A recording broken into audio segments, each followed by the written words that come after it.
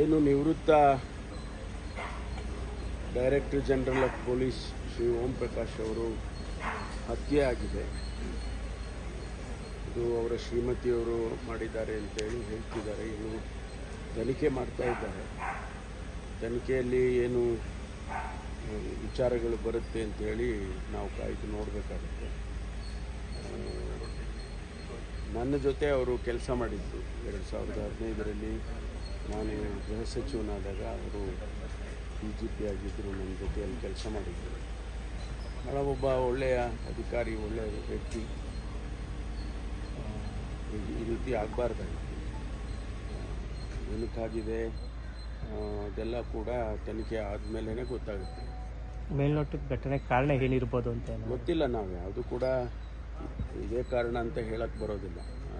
ಇನ್ನು ತನಿಖೆ ಆಗೋವರೆಗೂ ಕೂಡ ನಾವು ಯಾವುದನ್ನು ಕೂಡ ನಿರ್ದಿಷ್ಟವಾಗಿ ಹೇಳಕ್ಕೆ ಬರೋದಿಲ್ಲ. ಹಿಂದೇನು ದೂರು ಕೊಟ್ಟಿದ್ರಲ್ಲ ಸರ್ ಅವರು ಕಂಪ್ಲೇಂಟ್? ಗೊತ್ತಿಲ್ಲ ಯಾವುದು ಅದೆಲ್ಲ ತನಿಖೆ ಆದಮೇಲೆ ಈಗ ವಿಷಯಗಳು ಹೊರಗಡೆ ಬರುತ್ತೆ. IPS ವಾಟ್ಸಪ್ ಗ್ರೂಪಲ್ಲಿ ಎಲ್ಲ ದೂರೆಲ್ಲ ಅದನ್ನೆಲ್ಲ ಇವಾಗ ತನಿಖೆ ಮಾಡ್ತಿದ್ದಾರೆ, ಶುರು ಮಾಡಿದ್ದಾರೆ. ಅದಾಗಲೇ ನಮ್ಮ ಅಧಿಕಾರಿಗಳು ತನಿಖೆ ಮಾಡ್ತಿದ್ದಾರೆ. ಸರ್, ಈ ಹಿಂದೆ ಕೂಡ ಸಾಕಷ್ಟು ಆಪಾದನೆಗಳು ಅವ್ರ ಮೇಲೆ ಬಂದಿತ್ತು ಸರ್. ಚಿಕ್ಕಮಗಳೂರು ಒಂದು ಕಂಪ್ಲೇಂಟ್ ಎಲ್ಲ ಏನೂ ಗೊತ್ತಿಲ್ಲ. ನಾವು ಕೂಡ ಗೃಹ ಸಚಿವರಾಗಿದ್ವಿ 2015ರಲ್ಲಿ. ಅದ್ರ ಬಗ್ಗೆನೂ ಅವರೆಲ್ಲ ತನಿಖೆ ಮಾಡ್ತಾರೆ. ತನಿಖೆ ಬರೋವರೆಗೂ ಏನು ಹೇಳೋಕ್ಕಾಗೋದಿಲ್ಲ. ಅವರ ಮಿಸಸ್ ಕಿರುಕುಳ ತಳಕ್ಕಾಗಲ್ಲ ಅಂತ ಆಪ್ತ ಪೊಲೀಸ್ ನಾನು ಹೇಳ್ಕೊಂಡಿದ್ರಂತ ಅವರು. ಅದೇ ಹೇಳಿದ್ನಲ್ಲ, ಇದೆಲ್ಲವನ್ನೂ ಕೂಡ ಸಮಗ್ರವಾಗಿ ತನಿಖೆ ಮಾಡೋವರೆಗೂ ಕೂಡ ನಾವು ಯಾವುದನ್ನು ಕೂಡ ಹೇಳಕ್ಕೆ ಬರೋದು. ಬರೀ ಸ್ಪೆಕ್ಯುಲೇಟ್ ಮಾಡಿ ಹೇಳಬೇಕಾಗುತ್ತೆ.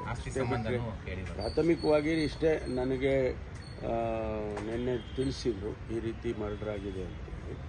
ಅಷ್ಟು ಬಿಟ್ಟರೆ ನಮಗೇನು ಕೂಡ ವಿಚಾರಗಳನ್ನು ಅವರು ಇಲಾಖೆಯವರು ಕೂಡ ಯಾರು ಹೇಳಿಲ್ಲ. ತನಿಖೆ ಆಗೋವರೆಗೂ ನಾವು ಯಾವುದನ್ನು ಕೂಡ ಹೇಳಕ್ಕೆ ಬರೋದಿಲ್ಲ. ಎಲ್ಲರೂ ವಶಕ್ಕೆ ಪಡೆದಿದ್ದಾರೆ ಸರ್? ಇಲ್ಲ, ಅವರು ಶ್ರೀಮತಿ ಅವರನ್ನು ಈಗ ಕ್ವಶನ್ ಮಾಡ್ತಿದ್ದಾರೆ. ಗೊತ್ತಿಲ್ಲ, ಅದೆಲ್ಲ ಬರಬೇಕಲ್ಲ ರೀ. ನಾವೇನಾದರೂ ಒಂದು ಹೇಳಿಬಿಡ್ಬೋದು. ಆ ಥರ ಹೇಳಕ್ಕೆ ಬರೋದಿಲ್ಲ. ತನಿಖೆ ಆಗೋವರೆಗೂ ಕೂಡ ಏನು ಹೇಳಕ್ಕೆ ಬರೋದು.